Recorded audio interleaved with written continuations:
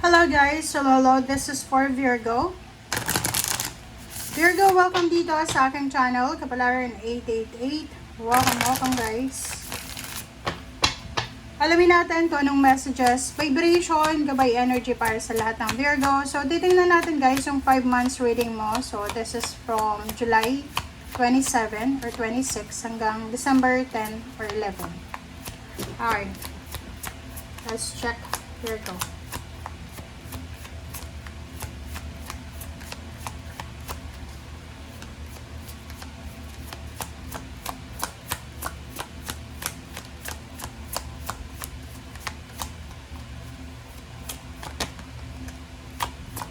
Actions.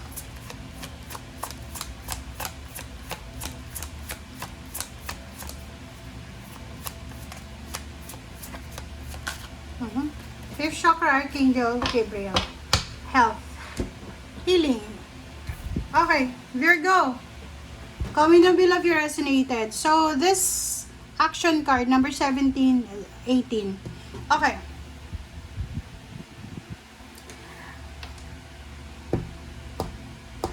Eto muna.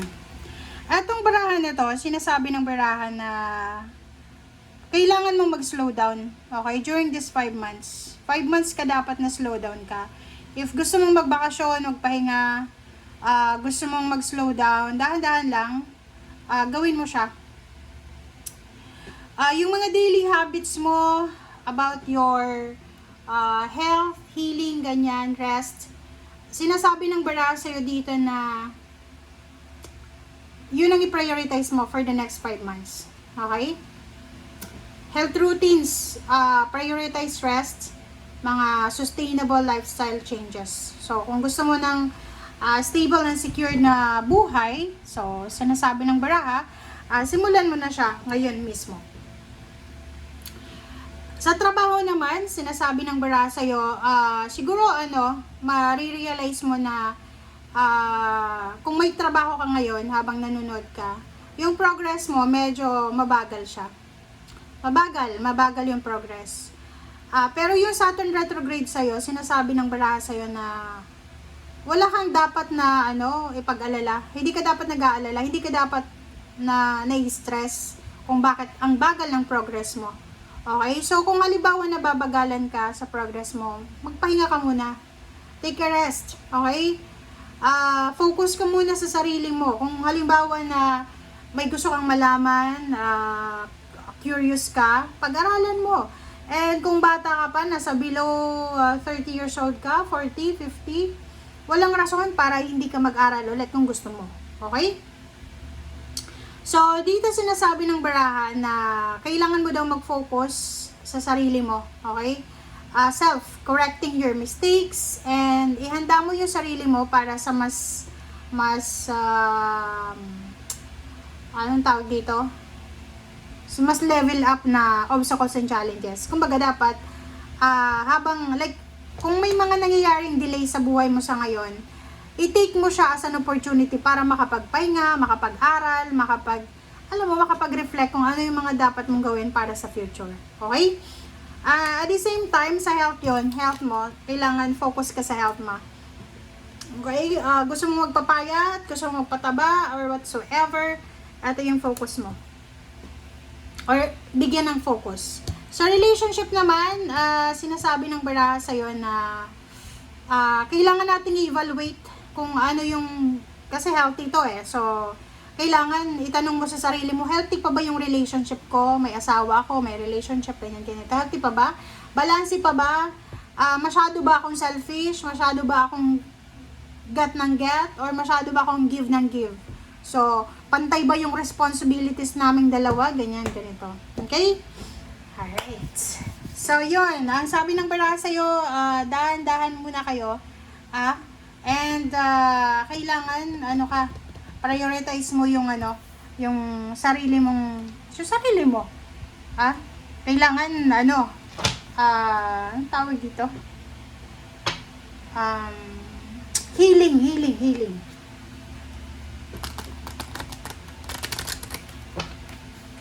And kailangan mo din i-reassess ang sarili mo kung yung yung situation mo ba ngayon, may changes ba?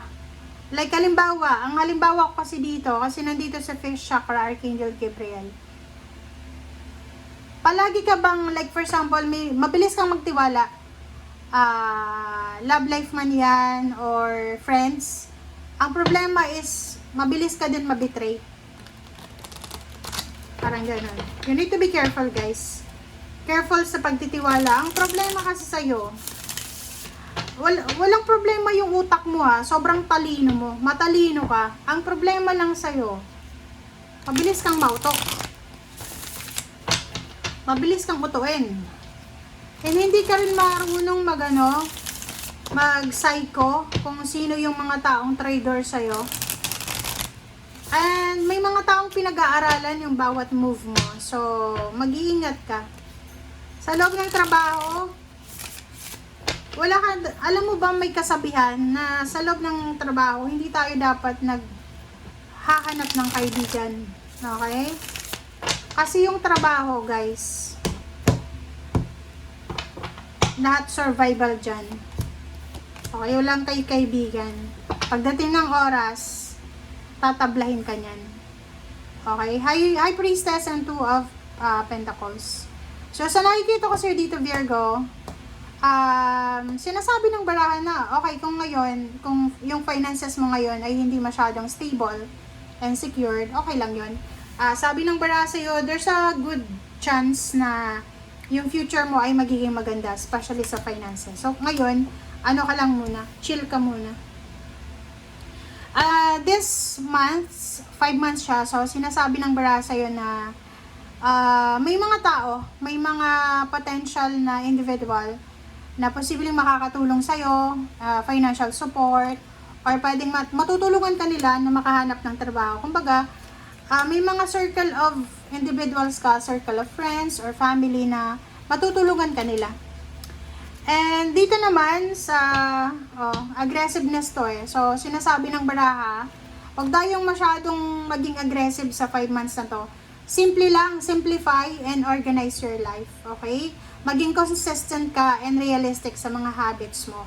Maging patient tayo sa mga delays and gamitin mo yung delays na to para makapagpahinga, para ma-improve mo yung mga plano mo for the future, or para makapag-aral, makapagbakasyon, parang ganun.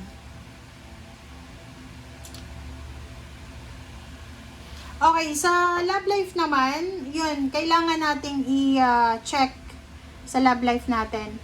Kung may asawa ka na, you're committed, like asawa, talaga kasal kayo, kailangan mong maintindihan na you have responsibility, especially kung may anak ka.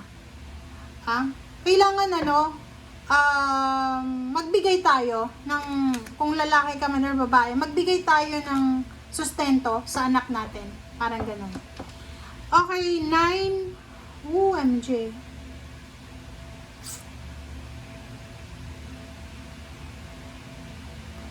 Ang nakikita ko sa'yo dito, meron kang naiisip na isang business. Pwedeng gusto mong mag-business. Kaso lang,